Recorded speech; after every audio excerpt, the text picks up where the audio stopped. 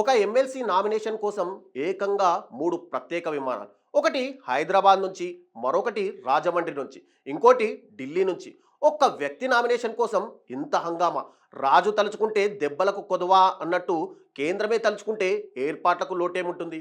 దీంతో ఎమ్మెల్సీ ఎన్నికల్లోనే అతనిది అత్యంత కాస్ట్లీ నామినేషన్గా ఖ్యాతికెక్కింది. అసలేం జరిగింది? Let's watch the story.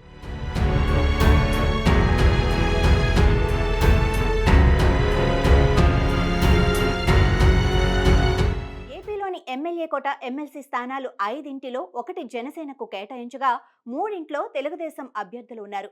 మరో స్థానాన్ని బీజేపీకి కేటాయించారు.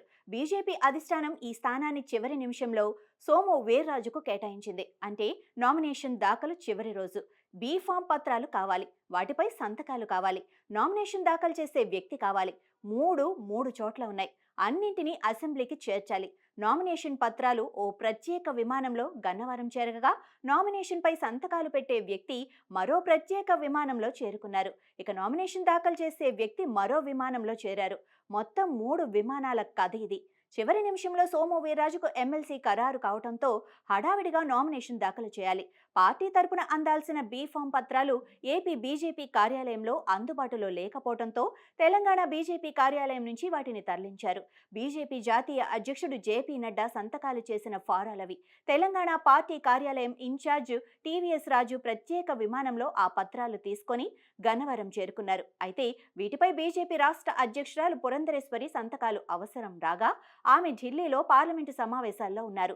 ఆమె అక్కడి నుంచి వచ్చేసరికి ఆలస్యమవుతుందని భావించి పార్టీ కేంద్ర కార్యాలయం ఆమెతో పాటు ప్రధాన కార్యదర్శి కాశీ విశ్వనాథరాజుకు ఆథరైజేషన్ ఇచ్చింది. హైదరాబాద్ నుంచి గన్నవరం తరలించిన పత్రాల్ని తీసుకోవాలని కాశీ విశ్వనాథరాజుకు చెప్పారు. ఏలూరు ధర్నాకు వెళ్తున్న ఆయన మధ్యలో దారి మళ్లించి గన్నవరం విమానాశ్రయానికి చేరుకొని పత్రాలు తీసుకొని అసెంబ్లీకి చేరుకున్నారు.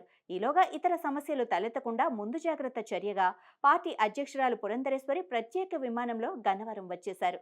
ఇక రాజమండ్రిలో ఉన్న సోము వీర్రాజు రోడ్డు మార్గంలో ఆలస్యమవుతుందని భావించి విమానంలో గన్నవరం చేరుకున్నారు.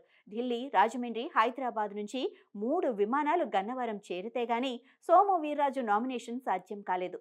అది కూడా గడువు మరో 14 నిమిషాల్లో ముగుస్తుందనగా ఈ నామినేషన్ ప్రక్రియ పూర్తయింది.